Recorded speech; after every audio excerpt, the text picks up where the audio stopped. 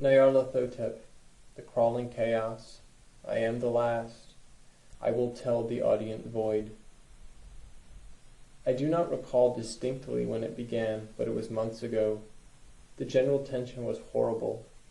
To a season of political and social upheaval was added a strange and brooding apprehension of hideous physical danger, a danger widespread and all-embracing, such a danger as may be imagined only in the most terrible phantasms of the night. I recall that the people went about with pale and worried faces, and whispered warnings and prophecies which no one dared consciously repeat or acknowledge to himself that he had heard. A sense of monstrous guilt was upon the land, and out of the abysses between the stars swept chill currents that made men shiver in dark and lonely places. There was a demoniac alteration in the sequence of the seasons.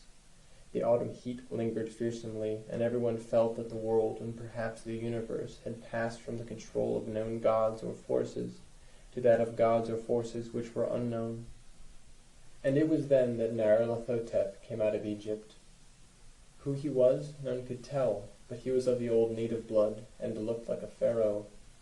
The fellaheen knelt when they saw him, yet could not say why. He said he had risen up out of the blackness of 27 centuries, and that he had heard messages from places not on this planet. Into the lands of civilization came Nyarlathotep, swarthy, slender, and sinister, always buying strange instruments of glass and metal, and combining them into instruments yet stranger. He spoke much of the sciences, of electricity and psychology, and gave exhibitions of power which sent his spectators away speechless, yet which swelled his fame to exceeding magnitude. Men advised one another to see Nyarlathotep, and shuddered. And where Nyarlathotep went, rest vanished, for the small hours were rent with the screams of nightmare. Never before had the screams of nightmare been such a public problem. Now the wise men almost wished they could forbid sleep in the small hours, that the shrieks of cities might less horribly disturb the pale, pitying moon as it glimmered on green waters gliding under bridges, and old steeples crumbling against a sickly sky. I remember when Nyarlathotep came to my city, the great, the old, the terrible city of unnumbered crimes. My friend had told me of him, and of the impelling fascination and allurement of his revelations, and I burned with eagerness to explore his uttermost mysteries. My friend said they were horrible and impressive beyond my most fevered imaginings, and what was thrown on the screen in the darkened room prophesied things none but Nyarlathotep dared prophesy, and in the sputter of his sparks there was taken from men that which had never been taken before, yet which showed only in the eyes. And I heard it hinted abroad that those who knew Nyarlathotep looked on sights which others saw not.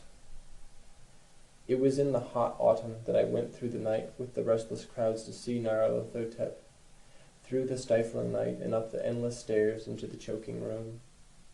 And shadowed on a screen, I saw hooded forms amidst ruins, and yellow, evil faces peering from behind fallen monuments, and I saw the world battling against blackness, against the waves of destruction from ultimate space, whirling, churning, struggling around the dimming, cooling sun.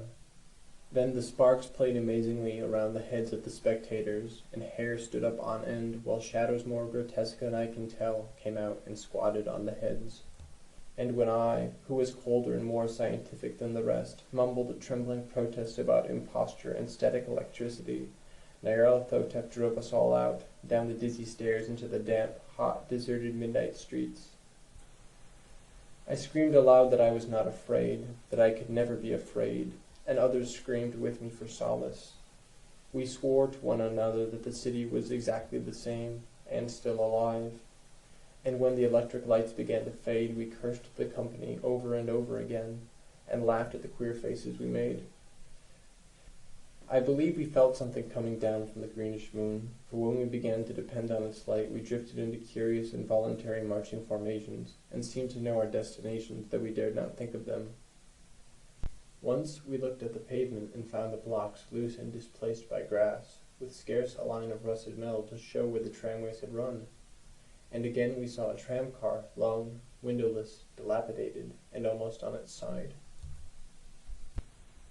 When we gazed around the horizon, we could not find the third tower by the river, and noticed that the silhouette of the second tower was ragged at the top. Then we split up into narrow columns, each of which seemed drawn in a different direction. One disappeared in a narrow alley to the left, leaving only the echo of a shocking moan. Another filed down a weed-choked subway entrance, howling with a laughter that was mad. My own column was sucked toward the open country, and presently I felt a chill which was not of the hot autumn.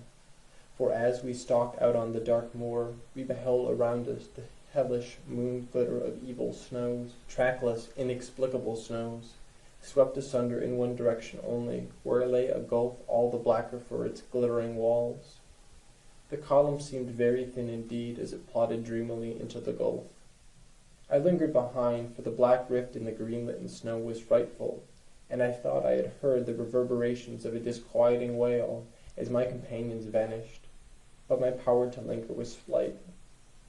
As if beckoned by those who had gone before, I half floated between the titanic snowdrifts, quivering and afraid, into the sightless vortex of the unimaginable. Screamingly sentient, dumbly delirious, only the gods that were can tell.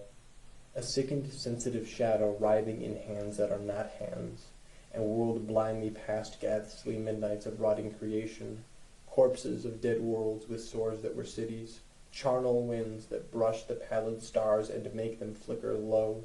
Beyond the worlds, vague ghosts of monstrous things, half-seen columns of unsanctified temples that rest on nameless rocks beneath space and reach up to dizzy vacua above the spheres of light and darkness.